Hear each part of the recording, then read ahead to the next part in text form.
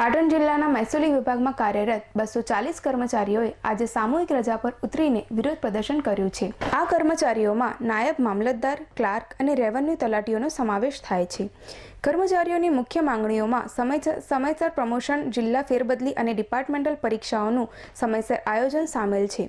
આ વિરોધ પ્રદર્શનની અસર સામાન્ય નાગરિકોને થઈ રહી છે।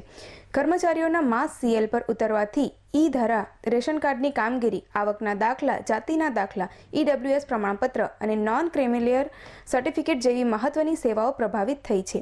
આ કારણે અરજદારોને મુશ્કેલીનો સામનો કરવો પડી રહ્યો છે। આજ રોજ ગુજરાત મહેસૂલી મહામંડળની સૂચનાથી અને એના આદેશથી પાટણ જિલ્લા મહેસૂલી કર્મચારી મંડળ આજે માસ સીએલમાં જોડાયેલું છે। અમારી મુખ્ય માગણી એવી છે કે જે 2012ની અંદર જે નાયબ મામલતદારો જીપીએસસી પરીક્ષા પાસ કરીને જોડાયેલા છે એમનો આજ દિન સુધી પ્રવર્તા યાદી બદલેલી નથી અને 2017માં જે પંચાયત વિભાગના હોય કે અન્ય વિભાગના હોય એવા કર્મચારીઓની જે ગૌણ સેવા દ્વારા ભરતી પણ કરવામાં આવી છે એમને પણ ક્લાસ 2ની અંદર ટીડીઓની અંદર કે અન્ય જે તે વિભાગની અંદર પ્રમોશન આપવામાં આવે છે। જ્યારે 2012માં જીપીએસસી પાસ કરેલા કર્મચારીઓ પણ આજ દિન સુધી પ્રવર્તા યાદી પણ તૈયાર કરવામાં નથી આવી કે જે પ્રવર્તા યાદી દર વર્ષે જાન્યુઆરીમાં તૈયાર કરવાની હોય છે। તે ઉપરાંત નાયબ મામલતદારના માત્ર સામાન્ય ફીડબેકના આધારે જિલ્લા બદલી કરી દેવામાં આવે છે। જે સરકાર પોતાના જ કરેલા જીઆર કે જેમાં ઝોનની બહાર ક્યારે બદલી ના કરવી નાયબ મામલતદારની તેનું ખાસ કિસ્સામાં એનો પણ ભંગ કરી દે, ગમે ત્યાં કોઈ પણ જગ્યાએ કોઈ પણ જિલ્લાની અંદર મૂકી દેવામાં આવે છે।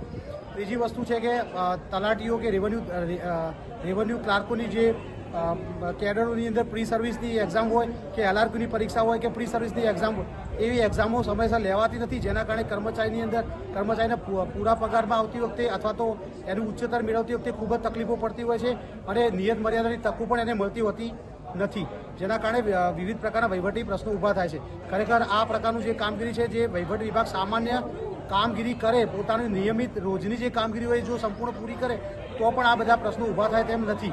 તેમ છતાં મહેસૂલ વિભાગ દ્વારા આ પ્રકારની કોઈ પણ પ્રકારની કામગીરી કરવામાં આવતી ન હોય અમારે માસ સીએલ પર જવું પડશે।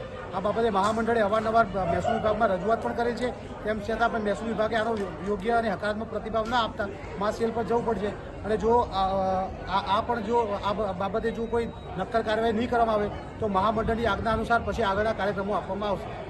કેટલા કર્મચારીઓ જિલ્લાના પાટણ જિલ્લાના 240 કર્મચારીઓ, જેમાં નાયબ મામલતદારો, રેવન્યુ તલાટીઓ અને ક્લાર્કશ્રીઓ છે, તેઓ આજે માસ સીએલ પર જોડાયેલા છે।